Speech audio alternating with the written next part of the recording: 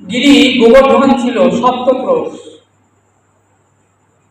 যখন ইন্দ্রের প্রচন্ড ঝড় বৃষ্টি শুরু হলো, তখন গোপাল ওই গিরি গোবর্ধনকে কেন আঙুলে নয়, কেন আঙুলের উপরে যে নখাগ্র, অগ্রভাগে নখের অগ্রে গিরিরাজকে ধারণ করলেন। ব্রজবাসীদেরকে রক্ষা করলেন।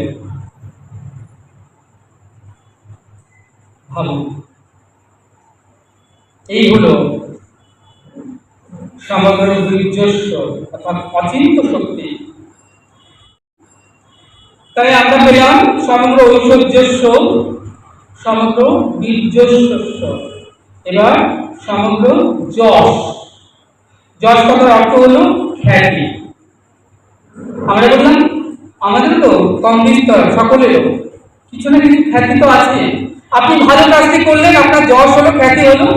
মন্দ কাজ করলে কি হয়? অপযশ হয়। কিন্তু আমার গোপাল ভালো কিংবা মন্দ যে কাজ করুক না কেন, দুটোতেই তার যশ হয়। বাবু, চুরি করা কি ভালো কাজ? আপনার বাড়ির ফুল গাছ থেকে খুব ভোরবেলা কেউ ফুল চুরি করে নিয়ে যায়, আপনি তাকে আদর করেন? আপনি তো তার সঙ্গে কোমর বেঁধে ঝগড়া করতে লেগে যান, কেন নিয়ে যাও সব ফুল? আমার ঘরে তো ঠাকুর আছে, দুটো কেন রেখে যান না? আপনাকে যদি কেউ বলে চোর, আপনি তো কোমর বেঁধে ঝগড়া করতে লেগে যাবেন তার সঙ্গে। কিন্তু আমার ঠাকুরজিকে দেখুন, আমার গোপালকে, তিনি বৃন্দাবনের ঘর ঘর থেকে চুরি করে বেড়াচ্ছেন। ননী চোরা, মাখন চোরা, তার কত নাম। ক্ষীর চোরা, নয়ন চোরা, বস্ত্র চোরা, ছিট চোরা। কিন্তু সেই চোরের কথা শুনবার জন্য দেখুন আপনারা কত দূর দূরান্ত থেকে এসে বসে আছেন। শুধু বসে আছেন না, সেই কথা শ্রবণ করে আপনারা যিনি বলছেন সেই পাঠককে প্রণামী দিচ্ছেন। সেই হাজার হাজার বছর ধরে তার সেই চুরির কথা, সেই যশের কথা আজ পাঠক মশাই যখন ভাগবতের আসরে এসে গিয়ে বেড়ান, তখন সকলে উচ্চস্বরে সেই কথা শুনে জয়ধ্বনি করে। শুধু তারাই কেন, ভগবানের এই যশ শ্রবণ করে জীবাত্মা যেন নর্তন করে ওঠে আনন্দে।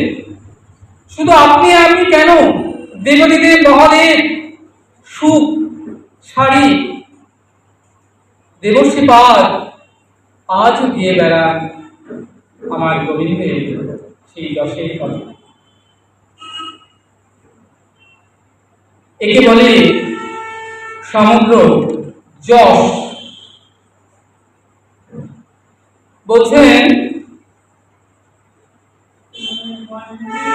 ভগবানের এই যশ, এই যে তার দিব্য কথা, এটা অপ্রাকৃত কথা।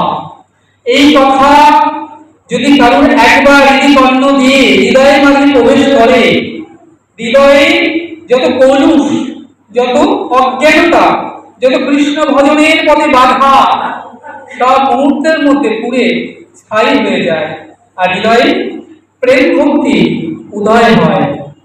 গোপীরা আমার গোবিন্দকে বলছেন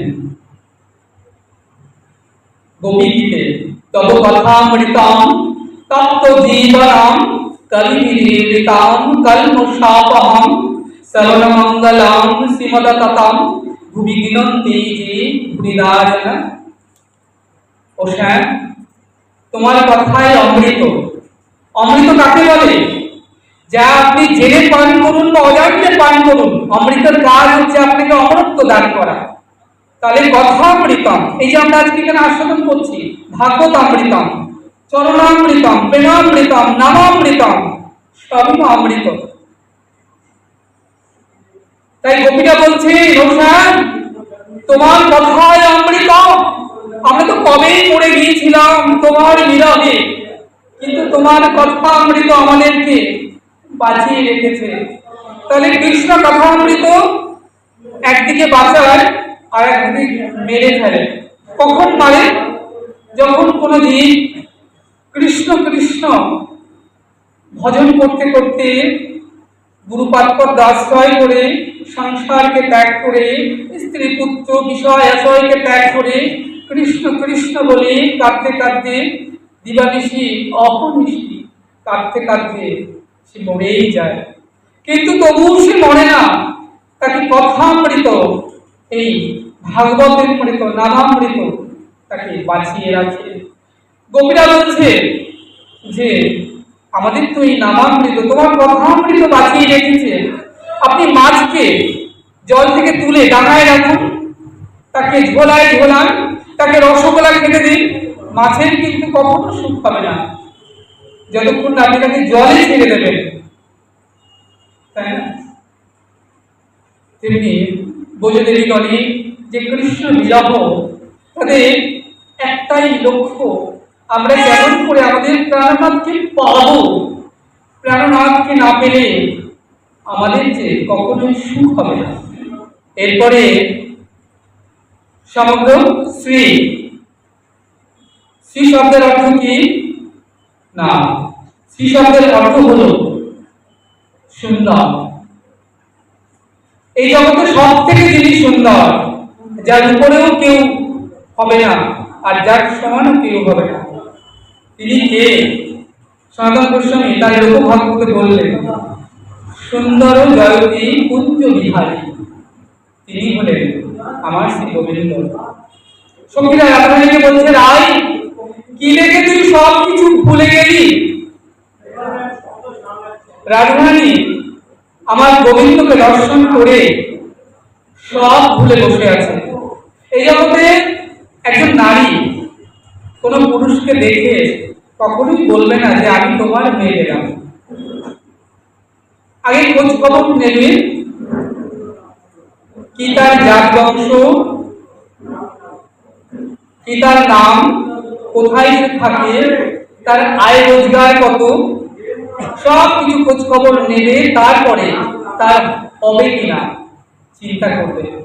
কিন্তু আমার রাজধানী সখীদেরকে বলছেন, সখীরে আমি বৃন্দাবনে যমুনা কুলিনে কদম্বের মূলে আমি এক রূপের মানুষ দেখে এলাম, রূপের মানুষ দেখে আমি সব ভুলে বসে আছি। তার এমন রূপ, মাথায় মোহন চূড়া, তাতে সেটি পুচ্ছ ময়ূর পাখায় বামে হেলাইয়া, সেটি মৃদুমন্দ পবনে দোলে, গলায় গজন্তি ফুলের মালা, পরনে পীতম্বরা বস্ত্র, কর্ণে কুণ্ডল, মুক্তোর মতো দাঁত, কপালে রক্তিম তিলক, হাতে বাঁশি, মুখে মধুর হাসি, চরণে নুপুর, রণু ঝুনু বাজে। সখীরে আমি এক অপরূপ রূপের মানুষ দেখে এলাম। ওই রূপের মানুষ যেন যমুনা পুরীর রূপের হাত পেতে, তার বাঁকা চোখের চাও নিতে, আর মুখের মধুর হাসিতে আমার দেহ মন প্রাণ সব কিছু সে পড়ে নিল। রাজনী বলছেন, সই তুই বলছিস সে বড় বিনোদিয়া। বিনোদ শব্দের অর্থ কি জানো? সুন্দর। তাহলে সে যদি সুন্দরী হবে, তাহলে অত সেজে গুজে এসেছে কেন? এই জগতে যারা সুন্দর তাদের সাজবার তো দরকার নেই। যিনি সুন্দর নন তিনি তো সেজে গুজে আসবেন। কিন্তু তুই বলছিস সে বড় বিনোদিয়া, তাহলে বলছিস মাথায় মোহন চূড়া, গলায় গজন্তি ফুলের মালা, পরনে পীতম্বর, কর্ণে কুণ্ডল, কপালে রক্তিম তিলক, মুক্তের মতো দাঁত, আবার হাতে বাঁশি, মুখে মধুর হাসি, চরণে নুপুর, তাহলে অত সুন্দর সেজে গুজে এসেছে কেন? রাধারানী বলছে, শোন, তোরা আমার বধূ রূপের কথা কেউ তুলবে না, কেউ যেন তুলবে না সেই রূপের কথা, এমন রূপ আর হয় না। বলছে, সখী আমি বিরূপ হইলু, মধুর মরুতি পিরিতি রসের সার, আবার হেডলায় মনে এদিন ভুবনে তুলনা নাহি খোঁজা। তোমরা কেউ তুলবে না। কি তুলবে না? আমার বধূ রূপের কথা কেউ তুলবে না। এমন রূপ আর হয় না, এমন রূপ আর হয় না।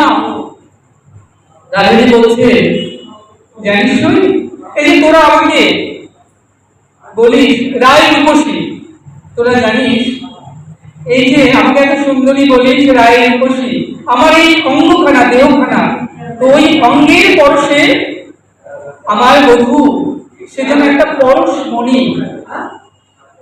এই জগতে পরশমণির পরশে লোহা যেন মুহূর্তের মধ্যে সোনায় পরিণত হয়ে যায়। একটা লোহা, জং ধরা লোহা, সে যদি একটা পরশমণির পরশ পায় তাহলে মুহূর্তের মধ্যে মূল্যবান সোনায় পরিণত হয়ে যায়। রাধাজি বলছে, সখীরে আমার বধূ যেন একজন পরশমণি। তো তোরা আমাকে এই রায় রূপসী বলিস, সেটাও কিন্তু ওই বধূর চরণের ছোঁয়ায় আমি রায় রূপসী হয়েছি। আমি কি আগে এত রূপসী ছিলাম নাকি? আমি এত সুন্দরী আগে কখনোই ছিলাম না, যে আমি কখনোই এত রূপসী ছিলাম না রে। আমার বধূ জীবনে আমাকে পালঙ্কে শুতে দেয় না, বলে রায় পালঙ্ক বলে কঠিন। সে আমাকে সারা নিশি আমাকে তার বক্ষে কত ভালোবাসায় কত আদরে জড়িয়ে রাখে, দুবাহু বসরি কোলেতে আদরে আমার মুখ চুম্বে বেরি বেরি। তোদেরকে সে কথা কেমন করে বলি, তোরা যে আমার মরম সুখী, তাই তোদেরকে সে কথা বলছি। এ কথা তো কাউকে বলা যায় না। আমার বধূ কি করে জানিস? আমার দিকে আমাকে বক্ষে জড়িয়ে ধরে এক অপলক নয়নে আমার বদন পানে তাকিয়ে থাকে, মিলের মতো। মিল যেমন অপলক নয়নে তাকিয়ে থাকে, সারা নিশি আমার বদন পানে আমার বধূ অপলক নয়নে তাকিয়ে থাকে। আর কি করে জানিস? ওই বাঁকা নয়নে বাঁকা চাউনিতে আমার মন প্রাণ সব ভরে নেয়। আর আর আমার চরণে নুপুর পরায়ে চরণের ধারে বধূ আপন নাম লিখাই দেয়। বলে রায় তুমি যেমন আমাকে দেহ দেহ মন প্রাণ ধন জন যৌবন ইহকাল পরকাল সর্বস্ব সমর্পণ করে আমাকে যে ভালোবেসেছ, আমি যদি দেবতার আয়ু পাই, তবু এই ভালোবাসার ঋণ প্রতিবারে নয়, কখনো এই ভালোবাসা শোধ হবে না। তাই আমাকে তোমার ওই চরণের ধারে ধারে রেখো। ধারে শব্দে কিনারে, ধারে শব্দে পাশে, আবার ধারে শব্দে রেখে। তাহলে আয় আমাকে তোমার চরণের ধারে রেখো, আমাকে তোমার ওই চরণের পাশে রেখো। আমি কেনা দাস, আজ থেকে আমি তোমার চরণের কেনা দাস হয়ে রইলাম। আমি কেনা দাস, যেমন শব্দের কেমন মাধুর্য। আমি কেনা দাস, আমি কেনা দাস। শুধু আমি কেনা দাস নই, যারা আমার জন, আজ থেকে সব রাই তোমার ওই রাঙা চরণের দাস। বিদায় গৌর হরি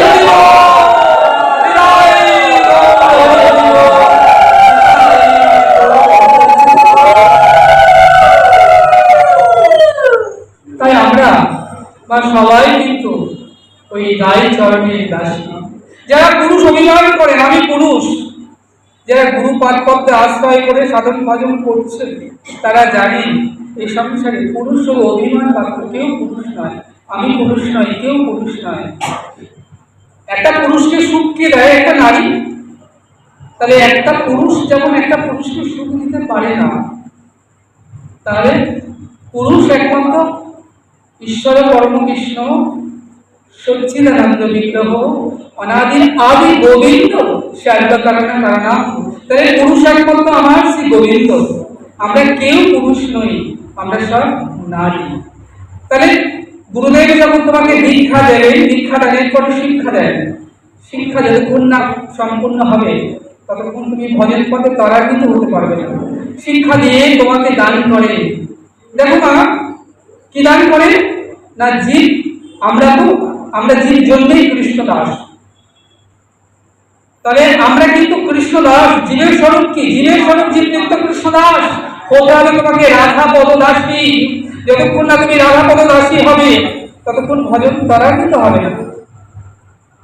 এই যে সৎসঙ্গ সাধু সঙ্গ, কেন? এটা সব থেকে বড় ডিকশনারি। তাই বলছেন গুরুদেব তোমাকে যতক্ষণ না মঞ্জুরি জ্ঞান দান করবে, রতি মঞ্জুরি, অনঙ্গ মঞ্জুরি, লবঙ্গ মঞ্জুরি, এই মঞ্জুরি তার রাধারানী সেবা করেন কে? গোবিন্দ সেবা করেন রাধারানী, আর রাধারানী সেবা কি করেন? অষ্টসখী। অষ্টসখী সেবা করেন অষ্টসখী, তাদের উপসখী। এরকম করে প্রেমময় রাধারানীর সেবা করেন 30 কোটি গোপী। তাহলে তারা কিন্তু এই দেখছো প্রত্যেকে কিন্তু নারী। তাহলে আজকে সেই রাধারানী বলছেন, সেই আমি কি আগে এত খুশি ছিলাম নাকি? আমার বধুর অঙ্গ পরশে আমার এই সোনার বরণখানি, আমার বধুর সঙ্গে তোরা আমাকে তুলনা করছিস? আমার বধুর সঙ্গে কি কখনো বল আমার তুলনা হয়? তিনি সেই পরশমণি, তিনি একখানা পরশ পাথর। তো রাধারানী সখীদেরকে বলছে, জানিস আমি যমুনা পুলিনে কদম্বের ফুলে যে অপরূপ রূপের মানুষ দেখে এলাম, সেই রূপের মানুষ কে দেখেছে? দেখেছে আমার নয়ন। বলছেন যে দেখেছে সে বলতে জানে না, আর যে সেই রূপের বর্ণনা করছে সে কিন্তু দেখতে জানে না। আমাদের দেহের মধ্যে এমন একজন অন্ধ আর বোবা রয়েছে। রাধারানী বলছেন এই যে গোবিন্দ রূপ কে দেখেছে না? দেখেছে নয়ন। নয়নের তো বদন নাই, তাই সে বলতে পারছে না। আর রূপের বর্ণনা কে করছেন? বদন। বদনের নয়ন নেই, তাই রূপ দেখতে পাচ্ছে না। একজন অন্ধ, তাকে যদি বলা হয় যে হাতি দেখতে কেমন, আপনি হাতির বর্ণনা করুন, তাহলে অন্ধ হাত দিয়ে হয়তো হাতির লেজটা ধরেছে। অন্ধ ভাববে যে হাতি দেখতে ওই হাতির লেজটার মতোই, কিন্তু যে বর্ণনা করছে হাতি দেখতে কেমন, বিরাট। তাই রাধারানী বলছেন যে গোবিন্দ ওই রূপ দেখেছে আমার নয়ন। নয়ন বলতে জানে না, তার বদন নাই। বলছে রূপের বর্ণনা, বদন, বদনের নয়ন নাই।